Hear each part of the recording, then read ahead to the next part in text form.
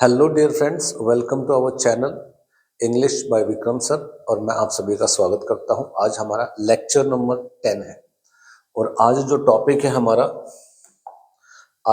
हमारा वो है noun the case. Complete English course में मैं आपका स्वागत करता हूं, क्योंकि अब तक हमारे 9 लेक्चर्स हो चुके हैं। ये हमारा 10th लेक्चर है और नाउन द केस क्यों इंपॉर्टेंट है उसके बारे में भी हम चर्चा करेंगे। लेकिन सबसे पहले हम ये बात करते हैं कि नाउन द केस होता क्या है। और नाउन द केस पढ़ते समय पर हमें एक चीज का ध्यान रखना है। सबसे पहले हमें ये पता होना चाहिए कि व्हाट इज केस।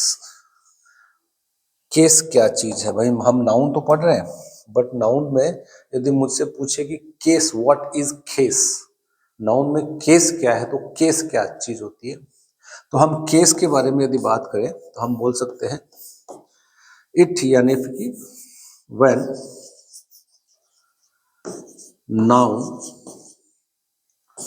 डज, जब नाउन करता है, when noun does some action, when noun does some function, जब नाउन कोई फंक्शन करता है, जब नाउन कोई फंक्शन करता है, कोई कार्य करता है। When noun does some function in a sentence, in a sentence, जब नाउन किसी सेंटेंस में कोई कार्य करता है, कोई फंक्शन करता है, ऐसे समय पर हम नाउन को कहेंगे, नाउन केस में इस्तेमाल हुआ है और उसी चीज को केस कहा जाता है। When noun does some function in a sentence it is known as a case. आप कहोगे it is known as a case, उसे कोई केस कहेंगे। अब केस जो है, यानी कि हमने कोई भी सेंटेंस लिखा, आपने लिखा Arun has made 3 friends, Arun 3 दोस्त बनाया। तो यहां पर अरुण ये एक नाउन है, अरुण जो है ये एक नाउन है, फ्रेंड्स जो है ये भी एक नाउन है। तो इस पूरे वाक्य में नाउन का फंक्शन क्या है, नाउन का काम क्या है, नाउन क्या काम करता है, उस काम को ही केस कहा जाता है। और जब ये यहाँ पर इस्तेमाल हुआ तो इसे हम क्या कहेंगे, यहाँ पर ये इस्तेमाल हुआ तो इसका काम क्या है, यहाँ पर इसी को केस कहा जाता है। और इसी पे आज हम चर्चा करने वाले हैं। मैं आशा करता हूँ आपको ये वीडियो बहुत पसंद आने वाला है। तो चलिए हम आगे पढ़ते हैं। ओके भाई देखना पड़ता है रिकॉर्ड भी हो रहा है नहीं हो रहा है। यहां पर देखिए कि नाउन को हम केस कैसे बोलते हैं। ये एक सेंटेंस लिखा हुआ है, Ravi and Mukesh are friends. इस पूरे एक वाक्य में, इस पूरे एक सेंटेंस में आप देखते हो कि नाउन जो है यहां पर ये रहा, ये 2 नाउन है, यहां पर ये रहा एक नाउन और सिर्फ बीच में एक आर लगा हुआ है और सेंटेंस बन गया। इसका मतलब नाउन का बहुत बड़ा काम है। तो यहां पर रवि एंड मुकेश नाम का जो नाउन है, इस सेंटेंस में इसका फंक्शन क्या है, इस सेंटेंस में इसका फंक्शन क्या है, यहाँ पे जो फ्रेंड्स लिखा हुआ है इसका फंक्शन क्या है, क्या काम कर रहा है। ऐसे ही Ram has jumped on a carpet, तो राम जो है ये नाउन है, जंप्ड ऑन अ कारपेट ये भी एक नाउन है। तो यहाँ पर नाउन राम का क्या काम है, राम का फंक्शन क्या है, यहाँ पर कारपेट का फंक्शन क्या है। तो इस नाउन को मैं कहूंगा ये किसी न किसी केस में इस सेंटेंस में इस्तेमाल हुआ है। यहाँ पर भी राम नाम का जो नाउन है ये भी किसी न किसी केस में यहाँ पर इस्तेमाल हुआ है। और कौन से केस में इस्तेमाल हुआ है आज वही हम चर्चा करने वाले हैं। ऐसे यहाँ पर देखिए जो दे दिख रहा है आपको, दे ये एक शब्द है, नाउन की जगह पर ये इस्तेमाल हुआ है। जो कोई चीज नाउन की जगह पर इस्तेमाल होती है उसे प्रोनाउन बोलते हैं। तो यहाँ पर ये जो दे है, ये यहाँ पर जब इस्तेमाल हुआ तो इसका रूप दे ही क्यों आया और ये यहाँ पे फंक्शन क्या कर रहा है। उसके बाद में are not the students parents, तो यहाँ पे ये जो स्टूडेंट्स दिख रहा है ये भी एक नाउन है। इसके यहाँ पे एक एपोस्ट्रोफी लगी हुई है, कॉमा सा दिख रहा होगा आपको और फिर एस लगा हुआ है। तो ये क्या काम कर रहा है, इसका फंक्शन क्या है, इस एपोस्ट्रोफी को हटाकर हम सीधा एस लगा दे तो क्या मतलब हो जाएगा। और ये जो पेरेंट्स दिख रहा है ये क्या काम कर रहा है, ये भी तो एक नाउन है। एक नाउन ये हुआ, एक नाउन ये हुआ, और ये हो गया प्रोनाउन। तो इनके फंक्शन क्या क्या है, आज हमारा जो विषय है, आज हमारा जो टॉपिक है नाउन द केस में यही है कि नाउन द केस क्या होता है। जब भी कोई नाउन किसी सेंटेंस में कोई फंक्शन करता है, कोई कार्य करता है, उसे केस कहा जाता है। और नाउन में केस कितने होते हैं, नाउन में केस बहुत सारे होते हैं। जैसे सब्जेक्टिव केस हो गया, ऑब्जेक्टिव केस हो गया। सब्जेक्टिव केस को हम नॉमिनेटिव केस भी बोलते हैं। ऑब्जेक्टिव केस हो गया, फिर बाद में एक एक्यूजेटिव केस होता है, एक डेटिव केस होता है, एक वोकेटिव केस होता है, ठीक है। उसके बाद में नाउन इन एपोजिशन केस होता है। ऐसे बहुत सारे केसेस होते हैं। आज हम उन्हीं केसेस को ध्यान में रखकर पढ़ेंगे एक एक करके, और कैसे हमारे काम आने वाले हैं देखते हैं। तो चलिए, तो देखिए हम जो पढ़ेंगे वो कुछ इस तरीके से पढ़ेंगे। हम पढ़ेंगे नाउन सब्जेक्टिव केस क्या होता है, इसका दूसरा नाम होता है नॉमिनेटिव केस। इसका दूसरा नाम होता है नॉमिनेटिव केस। इसको नॉमिनेटिव केस के नाम से भी पहचानते हैं, हम इसके ऊपर चर्चा करेंगे। फिर हम पढ़ेंगे ऑब्जेक्टिव केस क्या होता है। फिर ऑब्जेक्टिव केस में हम पढ़ेंगे कि एक्यूजेटिव केस क्या होता है और डेटिव केस क्या होता है। ये भी अलग अलग है, इनके ऊपर भी हम चर्चा कराएंगे। फिर हम पढ़ेंगे कि पॉजिटिव केस क्या होता है, और पॉजिटिव केस का एक नाम और होता है, उसे हम बोलते हैं जेनेटिव केस।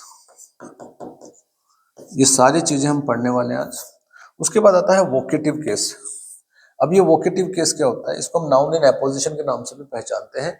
ये सारी चीजें आज हम इस चैप्टर के थ्रू, इस लेक्चर के थ्रू पढ़ने वाले हैं। मैं आशा करता हूँ आपको ये वीडियो बहुत पसंद आई। शायद आपके किसी कॉम्पिटिटिव एग्जाम्स में भी ये जो चीजें मैं बताऊं शायद काम आ सकती है।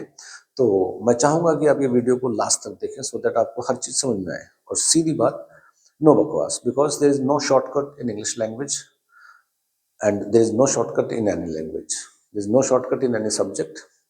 पढ़ोगे तो ही करोगे। आप सोचते हो कि आपने एक वीडियो मेरा देख लिया, एक वीडियो किसी और का देख लिया, you started evaluating the teachers. YouTube पर आप टीचर्स को इवैल्यूएट कर रहे हो, या फिर आप, इवैल्यूएशन से अच्छा है कि आप स्टार्ट स्टडिंग। किसी भी टीचर का लेक्चर लीजिए, पर पढ़िए। पढ़ोगे तभी काम आएगा, ऐसे काम नहीं आएगा। आपने आज एक छोटा लेक्चर किसी का देख लिया, कल किसी और का देख लिया।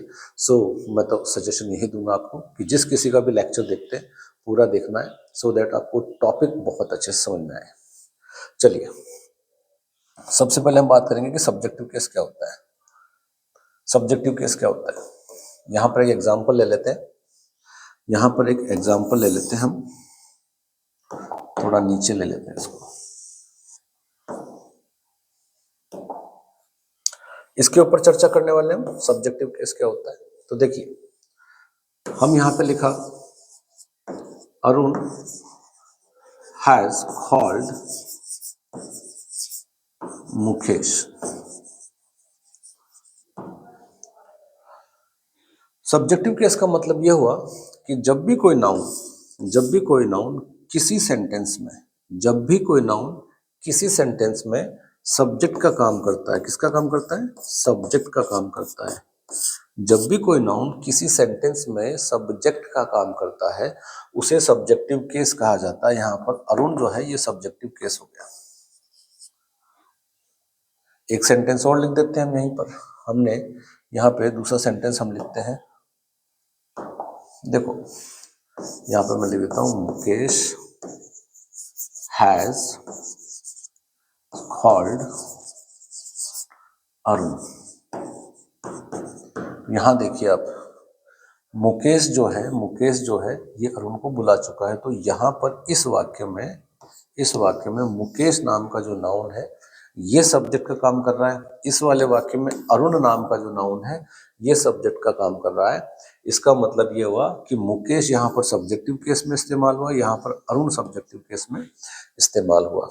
कुल मिला के नाउन जो है सेंटेंस में जब फंक्शन करेगा, उस फंक्शन के अनुसार हम उसको ओहदा देंगे, उसे हम डेजिग्नेट करेंगे कि भाई ये फलाना फलाना काम कर रहा है, और इसको हमने ये डेजिग्नेट कर दिया, इसको हमने मैनेजर बना दिया, इसको हमने सेक्रेटरी बना दिया, इसको हमने सेल्स मैनेजर बना दिया, इसको ब्रांच मैनेजर बना दिया। वैसे वैसे नाउन को भी यहाँ पे अलग अलग डेजिग्नेट किया जाता है। तो इस वाक्य में मुकेश पहले वाले सेंटेंस में सब्जेक्ट का काम कर रहा है तो यहाँ पे मुकेश को मैंने सब्जेक्टिव केस बना दिया। दूसरे वाले वाक्य में अरुण सब्जेक्ट का काम कर रहा है तो अरुण को सब्जेक्टिव केस बना दिया, जबकि यहाँ पे देखो अरुण यहाँ है, लेकिन यहाँ पर मैंने इसको सब्जेक्टिव केस नहीं कहा। यहाँ पर मैंने मुकेश को सब्जेक्टिव केस नहीं कहा, मुकेश जब यहाँ पर है तभी मैंने उसे सब्जेक्टिव केस कहा। तो सब्जेक्टिव केस का डेफिनेशन ये बोलता है when a noun is used as a subject in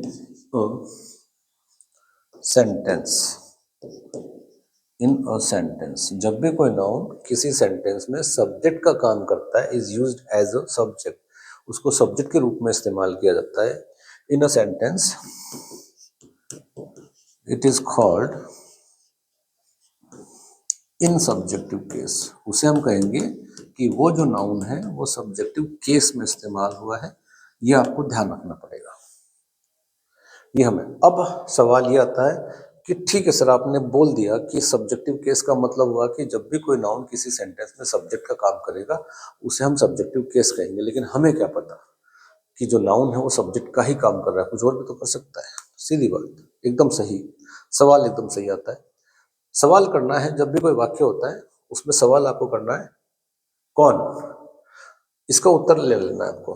sentence से सवाल करो हु, सेंटेंस से सवाल करो हु, उस वाक्य से सवाल करो हु, और यदि आपने उस सेंटेंस को बढ़ाया और उसमें कौन का उत्तर यदि आप ढूंढ पा रहे हो उसे हम कहेंगे सब्जेक्टिव केस। ढूंढने के लिए बता रहा हूं मैं, यदि आप ढूंढना चाहें तो ऊपर देखिए, ऊपर देखते हम कि Ram has jumped on a carpet, Ram carpet पे कूद चुका है। तो यहां पर कौन कारपेट पर कूद चुका है, कौन, तो कौन का उत्तर क्या आ रहा है, राम। राम आ रहा है तो इस राम को आप कहोगे ये यहाँ पर सब्जेक्टिव केस के रूप में इस्तेमाल हुआ। ये यहाँ पर किस रूप में इस्तेमाल हुआ, सब्जेक्टिव केस के रूप में इस्तेमाल हुआ। सब्जेक्टिव केस के रूप में हमने इसको यहाँ पर इस्तेमाल किया, तो हमें सब्जेक्टिव केस समझ में आ गया कि भाई सब्जेक्टिव केस ऐसा होता है। चलिए अब बात करेंगे हम ऑब्जेक्टिव केस की। ऑब्जेक्टिव केस क्या होता है, तो ऑब्जेक्टिव केस की यदि हम बात करें इस वाले की, इसको हम काट देते हैं, ये लो। अब हमारे पास में आ गया ऑब्जेक्टिव केस। तो ऑब्जेक्टिव केस क्या होता है, जब भी किसी वाक्य में कोई नाउन ऑब्जेक्ट का काम करता है, जब भी किसी वाक्य में नाउन ऑब्जेक्ट का काम करता है उसे ऑब्जेक्टिव केस कहेंगे। कैसे कहेंगे देखते हैं। यहां पर उसी सेंटेंस को हम ले लेते हैं, मुकेश हैज कॉल्ड, थोड़ा आसान बनाने के लिए, मुकेश हैज कॉल्ड राम, मुकेश राम को बुला चुका है। तो यहाँ पे मुकेश जो है ये क्या काम कर रहा है, सब्जेक्ट का, क्योंकि कौन राम को बुला चुका है, मुकेश, तो मुकेश यहाँ पे सब्जेक्ट का काम कर रहा है, सब्जेक्टिव केस हमने पढ़ लिया। अब सवाल आता है कि ऑब्जेक्टिव केस क्या होता है। ऑब्जेक्टिव केस का मतलब हो गया जब भी कोई नाउन किसी वाक्य में ऑब्जेक्ट का काम करता है उसे ऑब्जेक्टिव केस बोलते हैं। तो यहाँ पर राम जो है ये ऑब्जेक्ट का काम कर रहा है, इसे मैं कहूंगा राम जो है यहाँ पर ऑब्जेक्टिव केस में इस्तेमाल हुआ। किस में इस्तेमाल हुआ, ऑब्जेक्टिव केस में इस्तेमाल हुआ। लेकिन रुकिए अभी, तो मुझे पता कैसे चले कि यार जो ये है ऑब्जेक्टिव केस में राम इस्तेमाल हुआ है। इसका बहुत आसान तरीका है, ये यहाँ पर किसके ऑब्जेक्ट है, वर्ब का। किसका ऑब्जेक्ट है, वर्ब का, कॉल का ऑब्जेक्ट है। तो इस वर्ब से आपको सवाल करना है, इस वर्ब से आपको सवाल करना है किसे, वर्ब से क्या सवाल करना है, किसे। जब आप वर्ब से सवाल करोगे किसे और उसका उत्तर यदि आपको मिल जाता है उसे हम कहेंगे ऑब्जेक्टिव केस। जैसे राम बुला चुका है तो आपके मन में विचार आया किसे, तो यहाँ पर हमने कहा कि राम जो है ये ऑब्जेक्टिव केस है। मुकेश बुला चुका है, किसे बुला चुका है, हमने कहा राम को बुला चुका है। तो राम यहाँ पर क्या हो गया, ऑब्जेक्ट का काम कर रहा है, क्योंकि इस वर्ब से हमारे मन में अपने आप विचार आया किसे। तो ऐसे समय पर हम उस वर्ब को, उस नाउन को ऑब्जेक्टिव केस में ठहराते हैं। तो इसका डेफिनेशन ये बोलता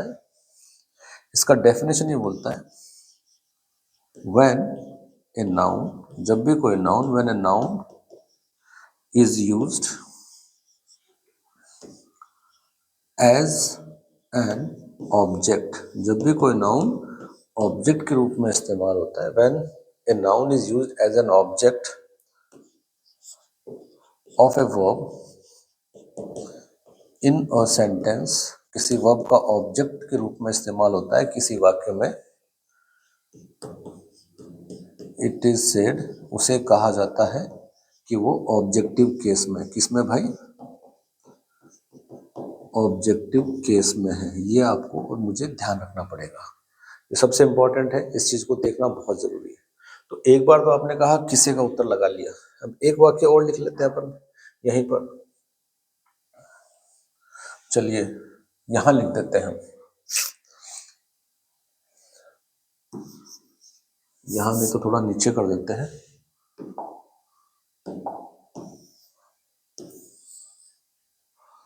चलिए यहां लिख देते हैं,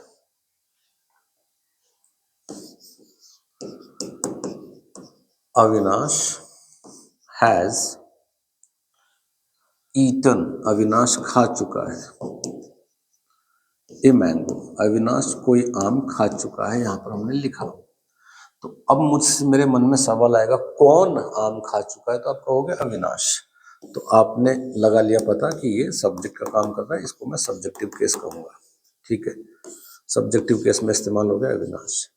मैंगो जो है ये ऑब्जेक्टिव केस में इस्तेमाल हो, मुझे पता कैसे चलेगा, मुझे पता कैसे चलेगा कि ये ऑब्जेक्टिव केस है। तो देखिए ईटन से सवाल करना है क्या, सिर्फ दो सवाल होते हैं, एक तो किसे और एक क्या। तो अविनाश खा चुका है, तो वर्ब से प्रश्न मेरे मन में विचार आया क्या, और क्या का उत्तर क्या मिला हमें, मैंगो, आम। तो ये जो आम है ये उत्तर किसका है, क्या का उत्तर है। एक वाक्य हमने लिखा था, हमने लिखा था मुकेश हैज कॉल्ड, मुकेश बुला चुका है, हैज कॉल्ड राम, मुकेश राम को बुला चुका है। यहाँ पे इसको भी आपने ऑब्जेक्टिव केस कहा था, इसे भी आपने ऑब्जेक्टिव केस कहा, इसे भी हमने ऑब्जेक्टिव केस कहा।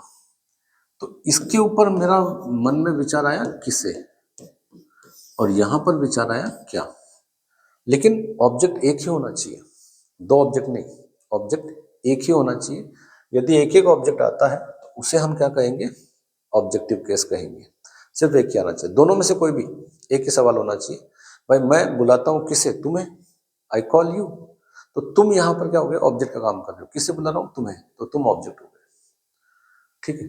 अब मैं बोल रहा हूं कि मैं खाता हूं क्या, खाना, तो खाना यहां पर क्या हो गया, ऑब्जेक्ट का काम हो गया, आई ईट फूड, आई ईट फूड, तो फूड क्या हो गया, खाना, क्या का उत्तर मिला, इसे मैं कहूंगा ये ऑब्जेक्टिव केस है।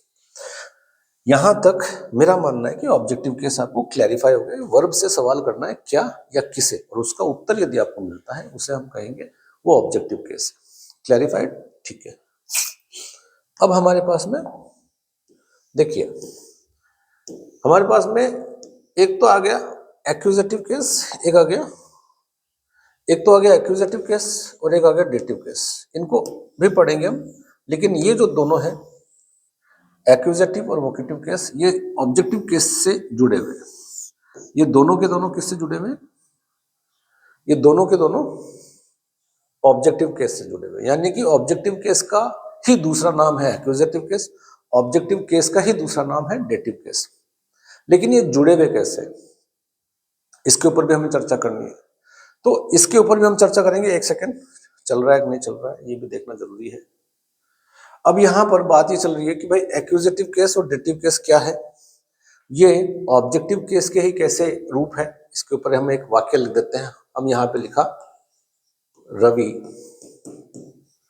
Has told, Ravi has told, या फिर आप बार बार, मैं परफेक्ट ही ले रहा हूं, यहां पे मैं टेल्स कर देता हूं, Ravi tells Mukesh a story. तो यहां पर देखिए मैंने लिखा रवि बताता है, रवि बताता है क्या, ऑब्जेक्टिव केस, किसे, मुकेश को। तो किसे का उत्तर भी हमने देखा था ऑब्जेक्टिव केस है, क्या का उत्तर भी हमने देखा था ऑब्जेक्टिव केस है, पर यहां पर आप देख रहे हो कि एक ऑब्जेक्ट तो ये आ गया भाई, एक ऑब्जेक्ट यहां पर ये आ गया, एक ऑब्जेक्ट तो यहां पर ये आ गया, एक ऑब्जेक्ट यहां पर ये आ गया। तो ऑब्जेक्टिव केस ही बोल देते हैं, पर ऐसा नहीं है। इनमें से एक को कहा जाएगा डेटिव केस, एक को कहा जाएगा एक्यूजेटिव केस। एक को कहा जाएगा डेटिव केस और एक को कहा जाएगा एक्यूजेटिव केस। क्लासेस को ज्यादा बड़ा नहीं बना रहे हैं, क्लासेस को 20 से 25 मिनट में ही खत्म कर रहे हैं। उसका रीजन है सो दैट आप भी इतना लंबा समय ना लेकर एक एक टॉपिक पे यदि आप फोकस करेंगे तो शायद आपको जल्दी समझ में आएगा, मेरा मानना है। क्योंकि यदि हम किसी टॉपिक को बहुत लंबा कर देते हैं तो उस पर क्या होता है कि बोर होने लगते हैं। अब हमारा काम यह है कि किसको तो हम कहेंगे डेटिव केस और किसे हम कहेंगे एक्यूजेटिव केस। यदि आप देख रहे हैं वीडियो को लास्ट तक तो आपको बताना है कि कौन सा तो है इसमें डेटिव केस और कौन सा है इसमें एक्यूजेटिव केस। अगले वीडियो में एक और लिख देते हैं, आई जंप्ड ऑन अ टेबल, ये भी लिख दिया मैंने। ये टेबल जो है ये भी कोई केस में इस्तेमाल हुआ है। तो इनमें से एक एक्यूजेटिव केस है, एक डेटिव केस है। इसमें ऑब्जेक्टिव केस ही है, लेकिन उसे हम ऑब्जेक्टिव केस नहीं बोलेंगे क्योंकि ये प्रीपोजिशन का ऑब्जेक्ट है, और प्रीपोजिशन के ऑब्जेक्ट को हम डेटिव केस बोलते हैं या एक्यूजेटिव केस बोलते हैं, ये आप पे डिपेंड करता है। या आपको ढूंढना है और मुझे कमेंट में लिख के भेजना है कि सर इसे हम कहेंगे ऑब्जेक्टिव केस, इसे हम कहेंगे डेटिव केस, इसे हम कहेंगे एक्यूजेटिव केस। और अगले वीडियो में हम पढ़ने वाले हैं कि भाई एक्यूजेटिव केस किसे कहेंगे, डेटिव केस किसे कहेंगे। इसी में हम देखेंगे कि पॉजेसिव केस या जेनेटिव केस किसे कहा जाता है। इसका दूसरा नाम होता है जेनेटिव केस, इसका दूसरा नाम जो है उसे हम कहेंगे जेनेटिव केस। ऐसे हम देखेंगे कि वोकेटिव केस क्या होता है, जिसको आप बोल सकते हो नॉमिनेटिव ऑफ एड्रेस, जिसे आप क्या बोल सकते हो, नॉमिनेटिव, इसे कहेंगे हम nominative of address, nominative of address. इसका दूसरा नाम ये भी है। इसे हम वोकेटिव केस भी बोल सकते हैं और नॉमिनेटिव ऑफ एड्रेस भी बोल सकते हैं। ऐसे फिर हम पढ़ेंगे सब्जेक्टिव कॉम्प्लीमेंट क्या होता है, ऑब्जेक्टिव कॉम्प्लीमेंट क्या होता है। ये हमारा सारा का सारा नाउन द केस में ही चलेगा। और पॉजिटिव केस जब बनता है तो उसको हम कैसे बनाते हैं, भाई हम एपोस्ट्रोफी के इस्तेमाल से बनाते हैं। वो एपोस्ट्रोफी के भी कुछ नियम कायदे हैं कि कहाँ कहाँ कौन कौन से शब्द पर हम एपोस्ट्रोफी को कैसे लगा सकते हैं। कंपाउंड नाउन हुआ तो कहाँ एपोस्ट्रोफी लगानी है, ठीक है। यदि हिसिंग साउंड वाले नाउन से तो कहाँ पर हम उनके आगे एपोस्ट्रोफी लगाएंगे। यदि साधारण नाउन है तो कहाँ पर हम उनके आगे एपोस्ट्रोफी लगाकर उन्हें पॉजिटिव केस में बना सकते हैं। और यदि प्लूरल नाउन्स आ गए तो उन्हें हम किस तरीके से पॉजिटिव केस बना सकते हैं। ये सारी की सारी चर्चाएं हमारे नाउन द केस में ही चलेगी लंबे समय तक। बड़ा वीडियो है तो without taking a long time मैं आपको इसके बारे में इंग्लिश फुल कोर्स यदि सीखना है तो सीक्वेंसली आप देखेंगे तो ही आपको समझ में आएगा, नहीं तो नहीं समझ में आएगा। तो चलिए नेक्स्ट वीडियो में आपके साथ बहुत ही जल्द मिलने वाले हैं। तब तक के लिए जय Hind, have a nice day, thank you.